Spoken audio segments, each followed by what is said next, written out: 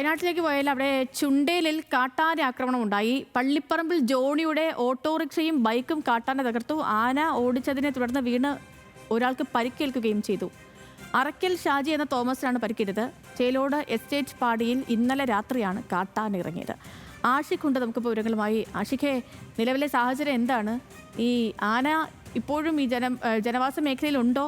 വനം വകുപ്പ് ഉദ്യോഗസ്ഥർ എത്തിയിട്ടുണ്ടോ? എന്താണ് അവസ്ഥ? സേതു, ഇന്നലെ രാത്രി 1:30യോടെയാണ് ഈ കാട്ടാന എത്തിയത്. 2 കാട്ടാനകൾ ഈ ഒരു പ്രദേശത്ത് എത്തിയിട്ടുണ്ട്. ചുണ്ടൽ എന്ന് പറയുന്നത് ദേശീയപാതയാണ്. ദേശീയപാതയോട് ചേർന്നിട്ടുള്ള ഒരു പാടിയിലാണ് ഈ 2 കാട്ടാനകൾ ഇന്ന് രാത്രി എത്തിയത്.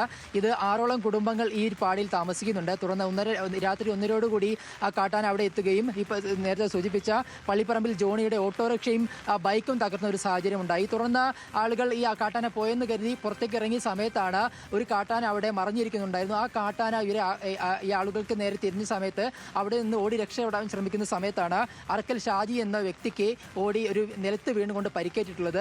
ഇത് വലിയ രീതിയിൽ കാട്ടാനാക്രമണം ആദ്യഘട്ടത്തിൽ ഉണ്ടായിരുന്ന ഒരു പ്രദേശമായിരുന്നു. 2 വർഷം മുമ്പ് ജനകീയ ഫെൻസിംഗ് സ്ഥാപിച്ചത് മൂലം ഇവിടേക്കുള്ള കാട്ടാനയുടെ സാന്നിധ്യം വലിയ രീതിയിൽ കുറഞ്ഞിരുന്നു. അതിന് പിന്നാലെയാണ് വീണ്ടും ഈ ഒരു പ്രദേശത്ത് വീണ്ടും ഒരു കാട്ടാനയുടെ സാന്നിധ്യം വരുന്നത്. അതും 2 കാട്ടാനകൾ ഇന്നലെ എത്തി എന്നുള്ളതാണ് പ്രധാനപ്പെട്ട കാര്യം. ഇന്നലെ രാത്രിയോട് തന്നെ ഫോറസ്റ്റ് ഉദ്യോഗസ്ഥരടക്കം ഇവിടേക്ക് എത്തി ഒരു പരിശോധന നടത്തിയിട്ടുണ്ട്. കാരണം ഈ വലിയ രീതിയിൽ കുറേ കാലങ്ങളായി വലിയ ശല്യമില്ലാതിരുന്നൊരു പ്രദേശമായിരുന്നു.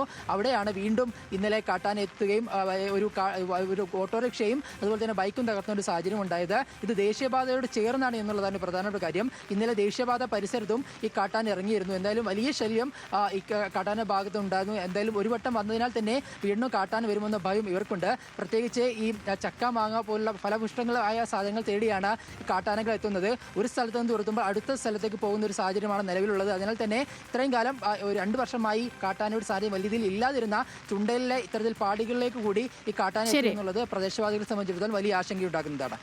ശരി ആശികേ.